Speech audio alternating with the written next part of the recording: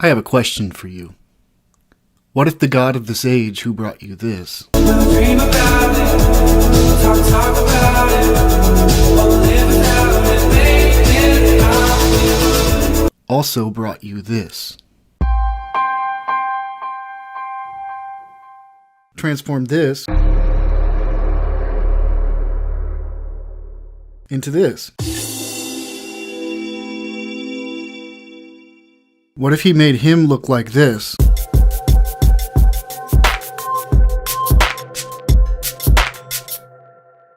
And him like this? What if he depicted this like this? Dear Lord, baby Jesus, or as our brothers to the south call you, Jesus, we thank you so much for this bountiful harvest of Domino's, KFC, and the always delicious Taco Bell. Alchemists try to change something that is inferior, imperfect, or unacceptable in their view into something that is better, more perfect, and closer to what they desire. You'd be surprised. Now kids, because of Harry Potter, are asking a lot more intelligent questions. At its most basic level, alchemy is the magician imposing their will upon our reality. For Satan to achieve his goals, the magic he'll utilize is no cheap parlor trick. To wake up, you must think bigger. Why has nobody been to the moon in such a long time? That's not an 8-year-old's question. That's my question. I want to know, but I think I know. Because we didn't go there, and that's the way it happened. And if it didn't happen, it's nice to know why it didn't happen. Because we didn't go there. You've heard the saying, the greatest trick the devil ever pulled was convincing the world that he didn't exist.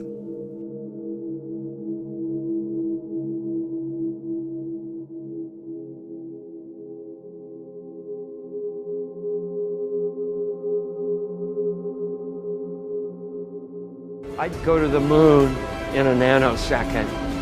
The problem is we don't have the technology to do that anymore. We used to, but we destroyed that technology, and it's a painful process to build it back again.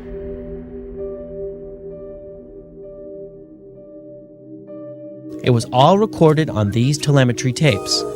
So where is this hard evidence? I haven't seen anything that indicates the telemetry data is even in existence, and as I said, even if we had it, we don't have the machines to play it back.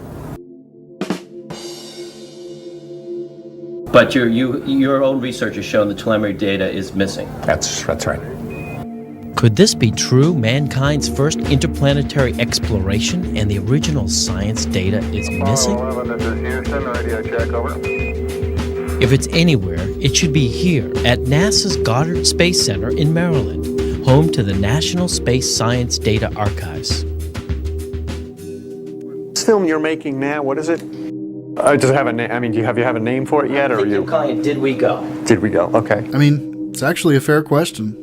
Okay. Doesn't have it either. The Smithsonian doesn't have it. Johnson doesn't have it. Right. We've been unable to track it down. I mean, we don't know. Say, that reminds me. Have I ever seen clear footage of a plane hitting the Pentagon? You know, the most secure facility in the world with cameras and securities out the wazoo. Ah, right. None available. Where this telemetry data ended up, and we don't know what path it may have taken. So, unfortunately, I'm afraid I can't really give you much of a clue as to where this data ended up and whether it still exists. What if they didn't just fake the moon landings and destroy the footage and data? What if they were faking space before and after the Apollo missions?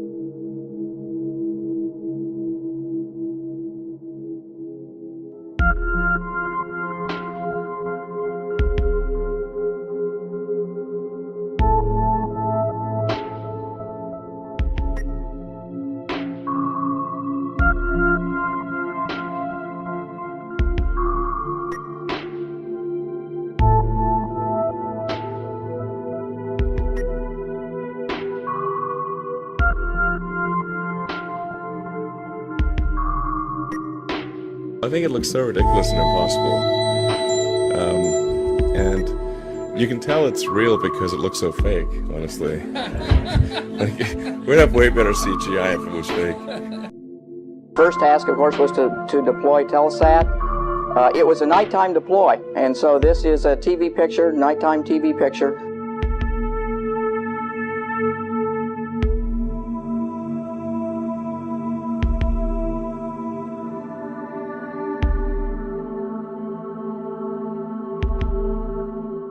It's like in the day, you just can't see it too well.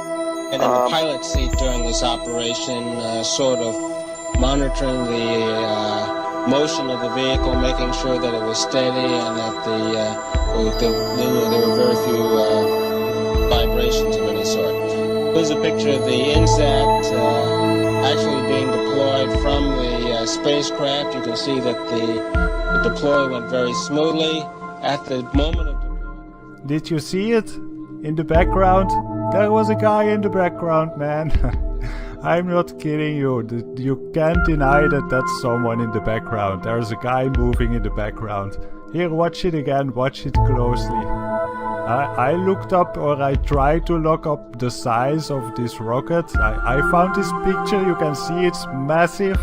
So if that rocket is in space and if there's a guy in the background in that footage, that means that there are like giants, but like insane big giants floating around in space looking at NASA. That's probably why they don't dare to go back to the moon and why they hide so much stuff. Space is full of giants. There's a crack in everything. That's how the light gets in. These are virtual reality contacts overlaid on the eyes so actors can interact with things in 3D space, all in real time. This picture here is actually Tim's fault. His hand breaches the 3D mic floating in front of him. We all know NASA uses wires, and sometimes they'll catch them like this here. The guy pulled on his wire. However, some days when you're filming live, things just don't work out, and it becomes so blatantly obvious, it's ridiculous. So, in this clip, they're talking, live feed, and wouldn't you know, we have a astronaut go by us in the background, obviously trying to give it a more realistic, spacey, station busy effect. The only problem is the camera that was supposed to mask this harness out, or the video feed, is not working. And so we see the guy come flying along in a harness on his wires. Pretty amazing. But that's not all that goes wrong here. They're wearing augmented contact lenses so that they can interact with these 3D objects. Now in this scene, the guy on the left in the green shirt, he thinks he sees an object in 3D space that's being broadcast to him, so he grabs it and he puts it off to the side. We have vowed that we shall not see it governed by a hostile flag of conquest, but by a banner of freedom and peace. Your world is a lie. We don't have time for a meeting of the Flat Earth Society. The legislature recognized that there is a debate about whether the Earth is round or flat. No. And let's encourage critical thinking by saying there should be a legitimate debate between whether the Earth is round or flat. Because after all, any idiot can walk outside and see that it's flat.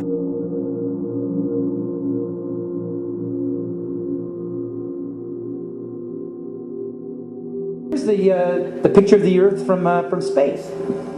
There it is. Since you were a kid, you've seen this image. But you've never seen it from that point of view. You know what? We adopted this whole model like 400 or 500 years before the airplane. 400 years before the airplane, pretty much. It was like, what, like beginning of the 1900s? They went to the North Pole in the 1900s. This is 1482. Nobody went to the top of the globe, to the bottom, or flew up, or built a skyscraper until...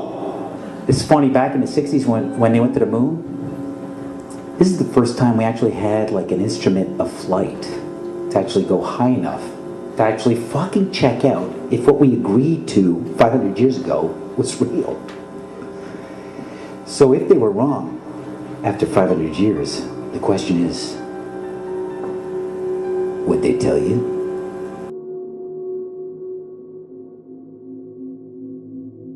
Revelation 9:11.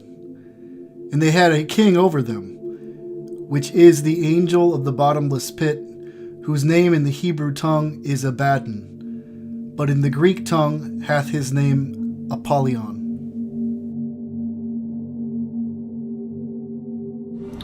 The zero-G illusion also that you see astronauts, they look like they're floating or flying in space. It's achieved through 3 different ways.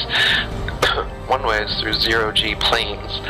They're just Boeing 737s specially outfitted to do these parabolic maneuvers where they do a parabolic and then you have a zero-G like free fall state where it seems like you're floating for about a minute at a time. You can keep this going. The second way, when they're like at the fake International Space Station fixing things outside of it, this is done in a pool, in a dark pool. They're actually underwater, and you can see bubbles rising out of the pool, proving that they're in a pool in many of their spacewalks.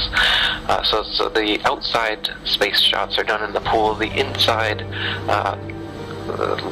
most of the inside shots are done in zero-G planes, and then some of the longer inside shots are done with a green screen and harnesses.